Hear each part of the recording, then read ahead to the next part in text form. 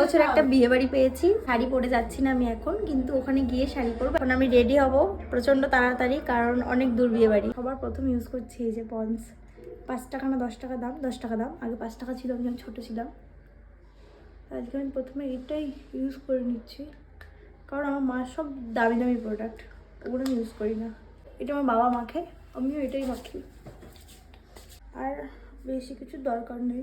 আমি ডাইরেক্ট ফাউন্ডেশনই দেবো, কিন্তু চোখের নিচে যে কালিগুলো আমার পড়ে গেছে ফোন ঘাঁটতে ঘাঁটতে, সেগুলো একটু ঢেকে নেবো আগে।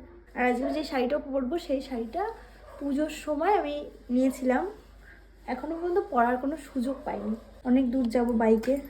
একটু ফাউন্ডেশন নিয়েছি আমার শেডের পুরোপুরি, শীতকাল, আমি খুব একটা ঘামিও না, তো একদম অল্প পাউডার ইউজ করছি। আমি লুজ পাউডার ইউজ করছি, কম্প্যাক্ট ইউজ করলেও হতো, কিন্তু আমি খুঁজে পাচ্ছি না।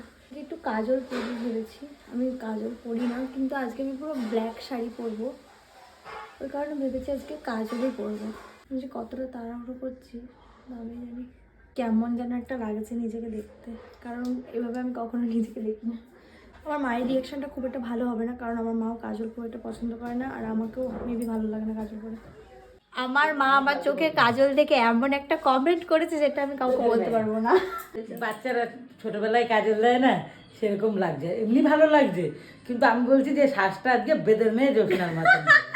বিয়ে বাড়ি যাচ্ছি আমি, ওদিকে পেছনে উনিও সাজছে। কেন কেন তুমি কেন সাজছো? তুমি উনি গালে ব্লাশ দিচ্ছে যে কোনো কারণ ছাড়াই। চলে এসেছে সেই আমার ওয়ান অ্যান্ড অনলি লিপস্টিক, একটাই লিপস্টিক আমার। এটা কোনো চুক্তি বলে সাজটা আজকে বেদের মেয়ে জন্য এত সুন্দর সাজছি আমি, আর আমি জীবনে একটু অন্যরকম সাজতে পারি না, একমাত্র ওনার কারণে। বহুদিন পর আমি বিয়ে বাড়ি যাচ্ছি, বহুদিন পর আমি হাইলাইটার দিচ্ছি, কিন্তু উনি কেন সাজছে আমি এখনো বুঝতে পারছি না। আমি এদিকে রেডি হচ্ছি আর ওদিকে উনি রেডি হচ্ছে।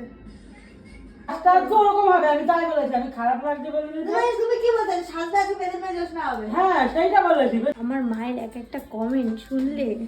আমি এই কানেরগুলো পরবো, ওখানে গিয়ে পরবো। আপাতত এই অবধি করে আমি যাচ্ছি, বাকিটা ওখানে গিয়ে রেডি হবো, মানে শুধু শাড়িটা পরবো আর কানেরগুলো পরে নেবো। এসে দেখি আমি তাড়াহুড়োয় কোনো কিছুই আনিনি, শুধু হাতে যেগুলো পরে গিয়েছিলাম সেগুলোই রয়েছে। এমনিতেও কিছু পরার ইচ্ছে ছিল না, ভেবেছিলাম শুধু কানেরটাই পরবো, কিন্তু সেটাও আনতে ভুলে গেলাম। আসার পর দেখি ইনি রেডি হচ্ছেন। আসলে সব বাড়িতে একই গল্প, যে মেকআপ আর্টিস্ট হয় সেই সবার শেষে গিয়ে রেডি হতে পারে না।